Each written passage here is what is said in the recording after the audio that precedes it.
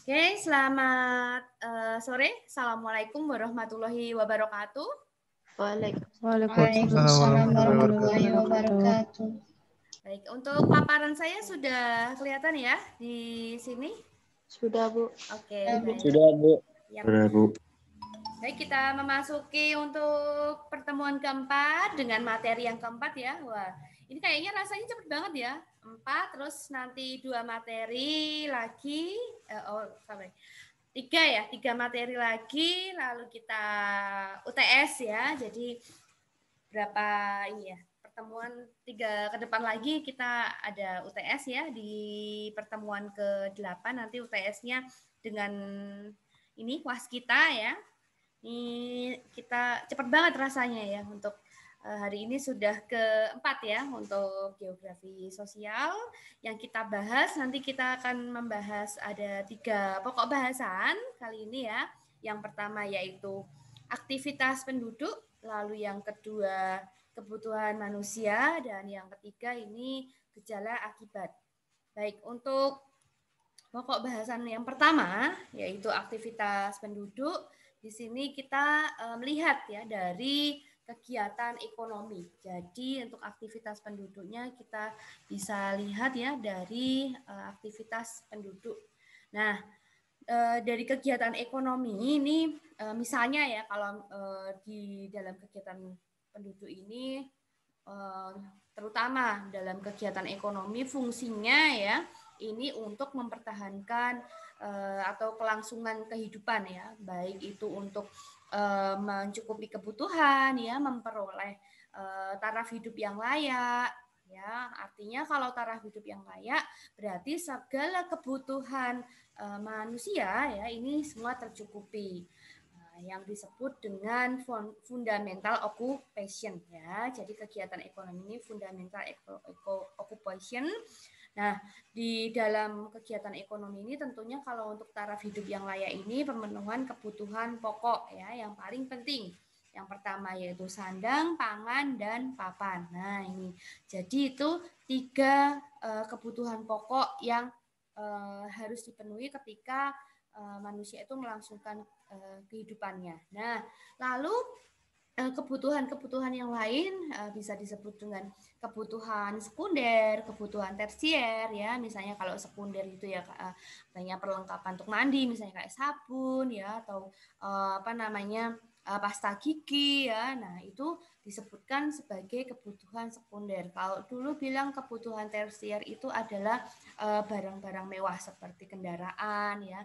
Nah, untuk sekarang ini ya itu sudah beralih. Artinya gimana untuk istilahnya kebutuhan pokok ya dari zaman dulu yang dikatakan adalah sandang, pangan, papan itu adalah kebutuhan pokok.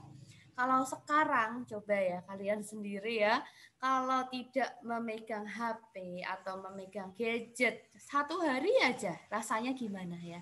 Nah, itu sudah istilahnya ada pergeseran ya dari dulu sampai sekarang ya, makanya ini disebut sebagai generasi milenial ya. Artinya apa? Sudah ada pergeseran untuk kebutuhan di mana barang elektronik itu bukan lagi untuk kebutuhan tersier ya seperti halnya tadi kendaraan ya. Tapi ya untuk teknologi itu merupakan kebutuhan pokok manusia. Nah itu kalau kita punya gadget tapi kita nggak punya kuota ya sama aja ya. Garing ya rasanya mau ngapa-ngapain nggak bisa karena kuota habis. Nah itu jadi ini merupakan istilahnya kebutuhan pokok juga. Nah di sini kegiatan ekonomi atau fundamental occupation itu meliputi apa saja sih sebetulnya ya. Nah kalau di lingkungan nelayan ya di pesisir ya ini kehidupan para nelayan dia dengan aktivitasnya yaitu menjaring ikan ataupun pekerjaannya ini berkaitan dengan istilahnya kelautan ataupun yang di dekat sungai itu juga ya. Nih jadi fundamental occupation-nya kegiatan ekonomi yang dilakukan ya rata-rata mayoritas pekerjaan yang ada di sana itu sesuai dengan lingkungan yang ada gitu ataupun potensi yang ada. Jadi mereka mengambil dari alam. Bagaimana ini kegiatan yang ada di sana? Itu bisa dilihat dari lingkungannya. Oh, ketika ada lingkungannya, ya berarti nggak jauh-jauh banyak warga ataupun masyarakat yang mata pencahariannya juga berkaitan dengan hal itu, gitu.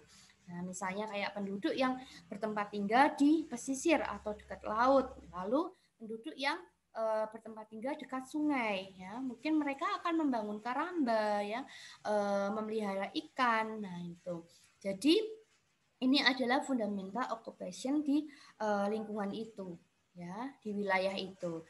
Nah lalu untuk hal yang lain, ya dengan lingkungan yang lain yang mungkin sedikit berbeda dari lingkungan laut atau kepesisiran ataupun lingkungan sungai. Nah ini misalnya ya, ini merupakan fundamental occupation juga, yaitu di bidang industri gitu. Nah, di mana ini lingkungannya juga berpengaruh ya, gitu. Sehingga ini kalau ada industri di situ, misalnya didirikan pabrik, berarti harus jauh nih dari permukiman penduduk gitu ya. Nah, ini merupakan fundamental occupation di lingkungan yang berbeda dengan gambar sebelumnya. Lalu ada lagi nih ya yang berbeda lagi ya. Nah, tadi itu pabrik ya, mungkin pabrik tekstil. Nah, ini apa? Ya.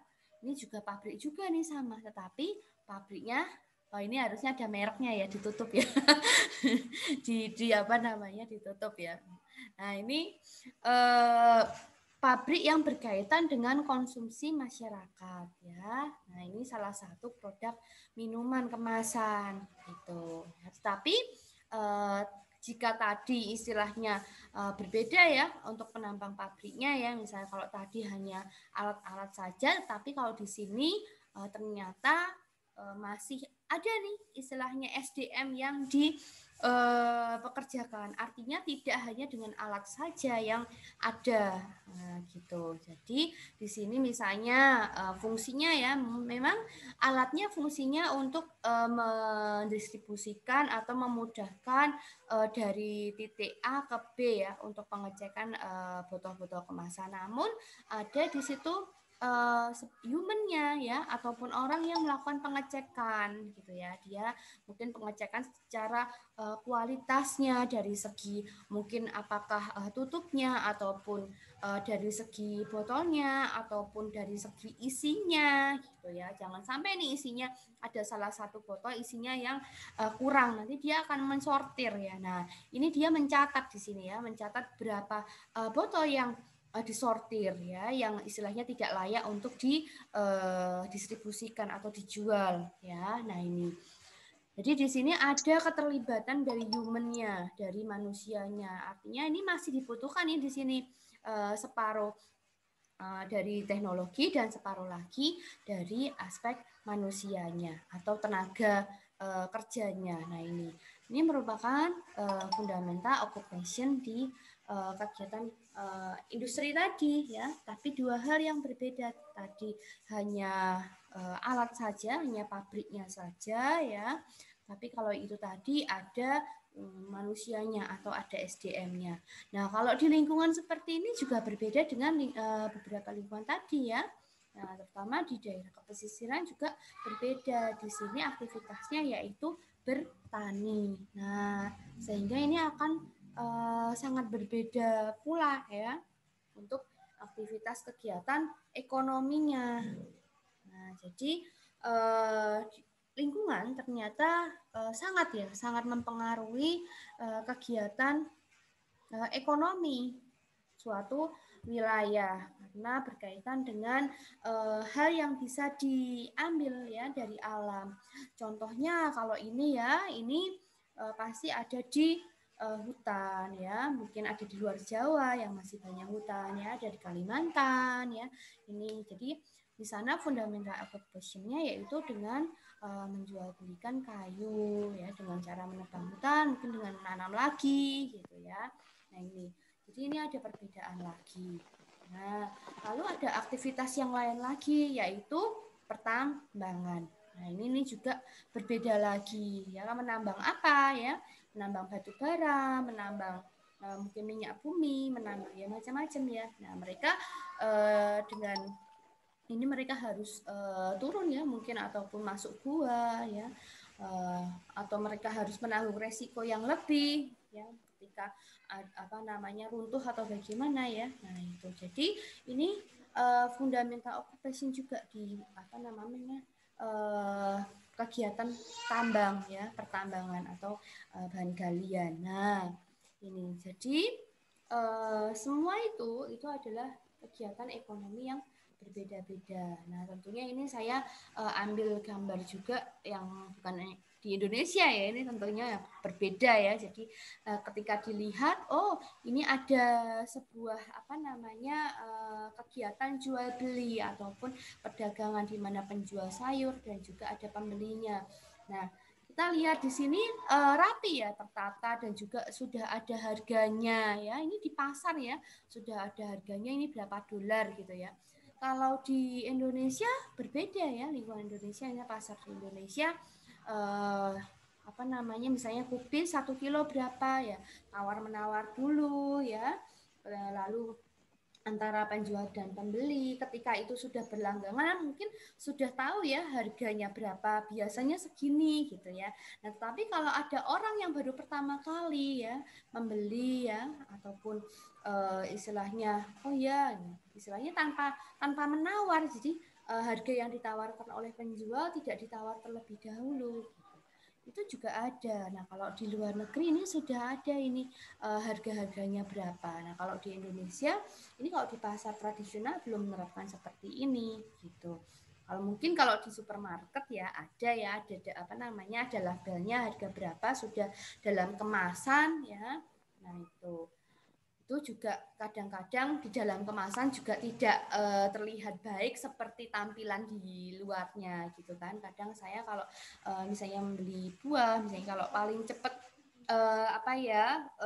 ini busuk itu tuh stroberi ya. Ketika saya membeli stroberi di dalam kemasan gitu, kira-kira sudah saya pilih yang bagus, ternyata ketika dibuka ya banyak yang tidak bisa digunakan gitu karena busuk gitu ya. Nah ini mungkin hal-hal yang istilahnya berbeda juga antara sama-sama lingkungan pusat perdagangan ataupun tempat jual beli gitu. Tetapi dengan lingkungan yang berbeda juga berbeda pula kegiatan ekonomi yang dilakukan gitu. Nah, itu. Nah, lalu ada pula ini fundamental occupation di bidang transportasi ya, baik itu di darat ya, di laut dan di udara gitu. Nah, ini jadi ternyata ini juga merupakan kegiatan ekonomi juga. Nah, kenapa?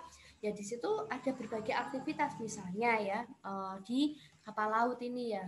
Di situ pasti ada berkaitan dengan mungkin kalau itu kapal pesiar ya berkaitan dengan pariwisata atau tour gitu ya, mungkin berapa bulan gitu singgah ke beberapa pulau atau beberapa negara. Tetapi kalau kapal tersebut difungsikan untuk ikan, nah ini ya berbeda gitu ya. Dia pergi melaut lalu berhenti di satu titik tertentu yang terdeteksi banyak ikannya. Nah, di situ dilakukan istilahnya penjaringan ikan, lalu diangkat lagi kira-kira masih dirilis ya, masih ada beberapa yang kira-kira beratnya kurang dilepas lagi ke laut.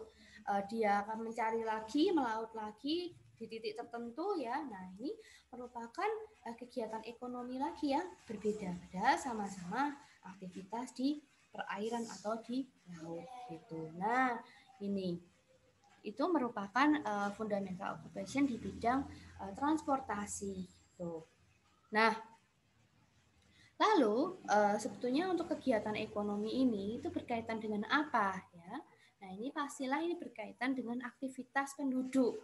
Nah, kenapa fundamental occupation di setiap wilayah ini berbeda-beda? Ya karena untuk aktivitas penduduknya ya, ini corak atau macam aktivitasnya ini juga berbeda-beda.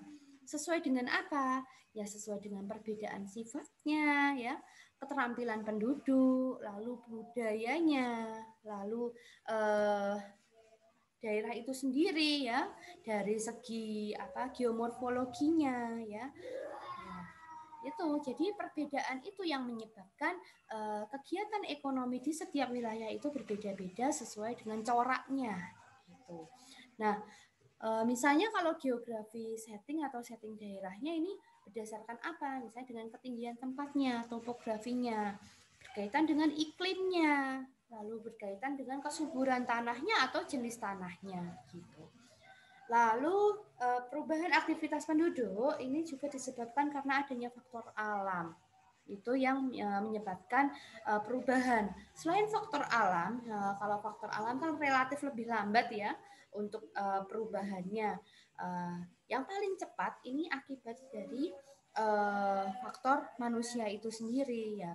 Misalnya adanya perubahan mata pencaharian ya, ataupun untuk istilahnya mencukupi kebutuhan bisa beralih tempat tinggal atau beralih istilahnya pekerjaan juga bisa ya, atau beralih usaha gitu ya. Nah ini itu merupakan perubahan aktivitas penduduk yang notabene kalau faktor alam ya mungkin ada faktor bencana bisa ya, yang tapi itu mayoritas lebih lambat ya untuk prosesnya, lebih cepat ke arah faktor manusia yang perubahannya itu lebih dinamis gitu. Nah, kalau faktor alam ini seperti bencana ya, yang tadi saya mungkin tanah longsor ya, lalu mungkin ada pandemi ya. Nah, lalu faktor manusia ini adanya perkembangan IT sehingga manusia itu lebih menginginkan sesuatu yang lebih baik dari sebelumnya gitu. Nah, ini karena adanya perkembangan IT ya. Nah, ini relatif lebih cepat, dinamis gitu. Nah, dari aktivitas tadi ya, itu disebabkan karena apa lagi ya? Nah, karena untuk mencukupi kebutuhan tadi ya, mencukupi kebutuhan pokok itu ada primer ya, ada sekunder, ada tersier ya, yang saya katakan tadi. Nah, ternyata untuk kebutuhan manusia itu ya tergantung pada faktor geografisnya, misalnya faktor iklim nih ya. Nah, ketika iklimnya panas, nah dia akan menyesuaikan ya. Ya sudah, saya akan membutuhkan pakaian yang nyaman ketika istilahnya iklimnya pada saat itu panas. Lalu ketika iklim dingin itu datang, misalnya seperti sekarang ya, musim penghujan, nah ini kan hawanya mulai dingin ya. Nah, itu kebutuhan manusia akan misalnya menggunakan pakaian yang lebih hangat ya, mungkin dengan jaket, sweater ya gitu. Atau ketika akan keluar gitu ya, yang tadinya tidak memerlukan mantel atau jas hujan ya, ini menggunakan mantel atau jas hujan gitu. Nah, sekarang mungkin ketika kemarin panas, udara panas, kita menggunakan masker untuk keluar, besok akan ditemukan nih kalau misalnya masker biar nggak basah ya. Nah, ini mungkin ada lapisan, istilahnya penemuan lapisan ketika masker itu kena air hujan, ya kan nggak basah gitu. Nah, itu nanti akan berkaitan dengan iklim. Nah, ini kan kebutuhan manusia juga ya, gitu. Nah, lalu untuk tergantung juga pada faktor tanah, misalnya kalau faktor tanah ini ada dari jenis tanahnya ya, kalau misalnya pada jenis tanah tertentu, misalnya jenis tanah vulkanik ya, dia subur ya, makanya bisa ditanami vegetasi misalnya tanaman pangan gitu ya, apa-apa ditanam langsung tumbuh gitu ya. Berbeda nih ketika ada di daerah kapur, tanahnya hanya vegetasi tertentu saja yang bisa atau cocok hidup bisa tumbuh di situ gitu. Atau faktor air nih yang mempengaruhi. Nah, ini juga berpengaruh juga kepada kebutuhan manusia ya, iklim, tanah, dan air yang merupakan faktor geografis. Nah, lalu kebutuhan manusia itu juga tergantung pada tempat tinggalnya. Nah, misalnya ketika manusia itu hidup di daerah pegunungan, ya mungkin akan istilahnya pakaiannya dari segi pakaian ataupun dari segi mungkin rumah atau tempat tinggalnya atau papannya yang juga berbeda di daerah dataran rendah gitu.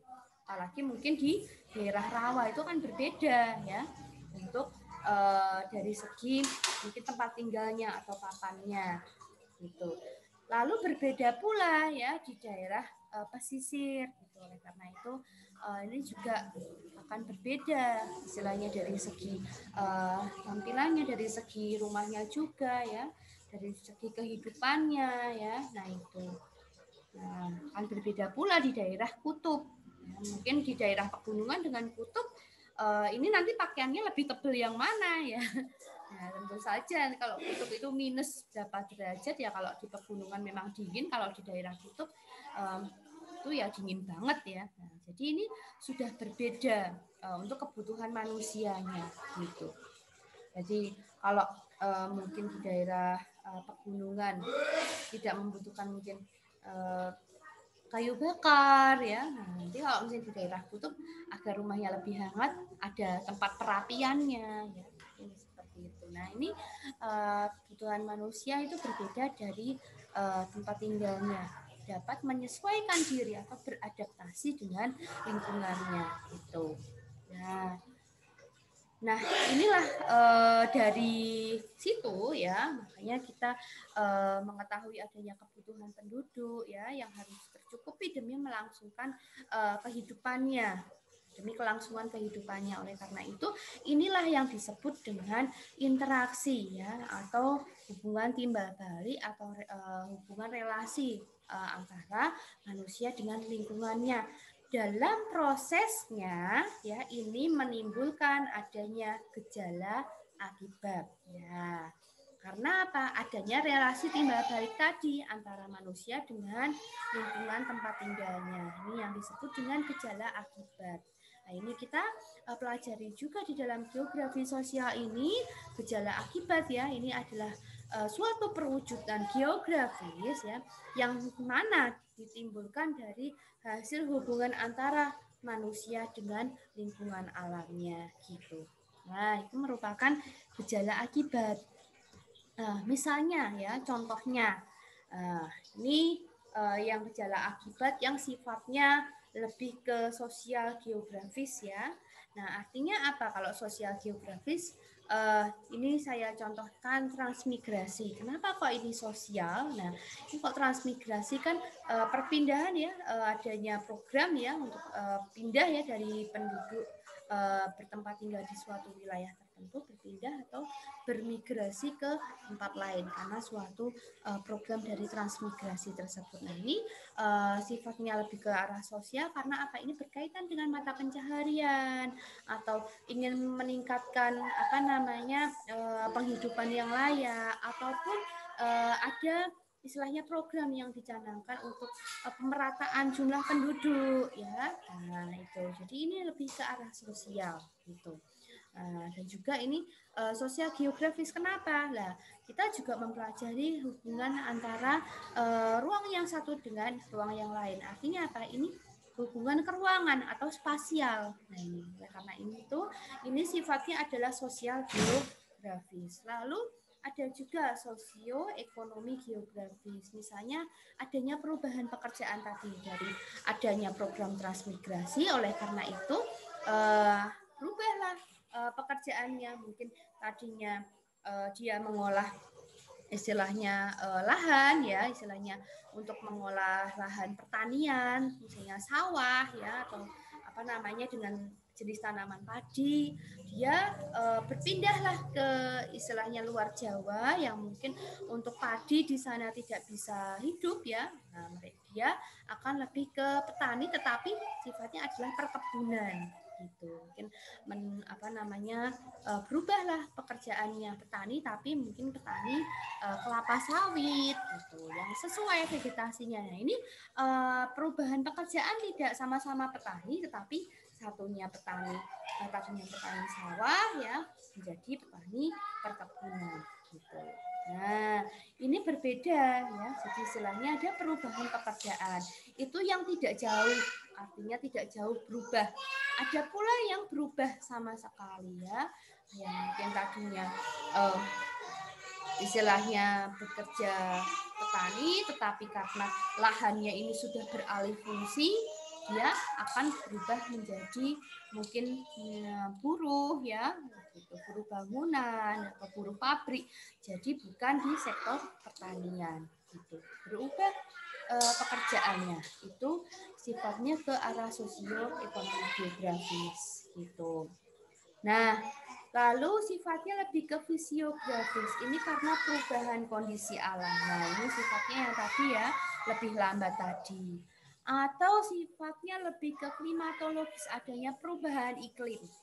Nah, atau lebih ke perubahan kondisi laut, misalnya ada pencairan, istilahnya es ya di kutub. Nah, ini ada perubahan kondisi laut sehingga muka air laut menjadi lebih meningkat. Nah, mungkin adanya kalau di Semarang ya adanya istilahnya rob ya, banjir ya, rob gitu. Nah, ini kan karena ada perubahan kondisi air laut dan juga ada penurunan apa namanya tanah ya setiap berapa milimeter. Nah itu oleh karena itu ini kenapa ada banjir rob ya, karena ya muka air laut lebih tinggi daripada daratan gitu. Nah, ini yang sifatnya adalah oceanografis ya, yang berkaitan dengan laut ya, kondisi laut gitu. Nah oke. Di dalam pertemuan ini ya, untuk materi tadi sudah saya jelaskan dengan singkat. Untuk tugasnya ya, ini adalah tugas individu yang saya berikan. Nah ini silahkan ya dengan tadi materi yang sudah saya berikan tadi, ada kebutuhan penduduk ya, aktivitas penduduk, lalu hasil dari interaksi tadi menimbulkan sebuah gejala akibat. Nah ini silahkan carilah artikel ya, artikel dan artikelnya ini tolong yang update ya, maksudnya yang terupdate aja ya, jadi jangan artikel yang zaman bahula ya. Artinya silahkan carilah artikel yang terupdate ya, bisa tahun 2020 ini ya, atau paling lambat 2019 lah ya gitu. Ini tentang gejala akibat ya, silahkan ini berikan ulasan mengapa merupakan gejala akibat. Nah ini silahkan ya nanti ulasan dan juga artikelnya. Jadi artikelnya juga dilampirkan ya di dalam ulasan yang kalian kumpulkan ini di dalam folder ya, gejala akibat paling lambat Senin depan tanggal 26 Oktober nanti saya batasi sebelum pukul 12 malam ya. Ini saya berikan tenggat waktu sampai dengan jam 23.59 WIB ya. Oke, tuh. Jadi ini silahkan untuk tugasnya mungkin hanya mencari artikel dan mengulas mengapa merupakan gejala akibat itu. Nah, dari materi yang saya sampaikan dan tugas yang saya berikan, mungkin ada pertanyaan bisa disampaikan.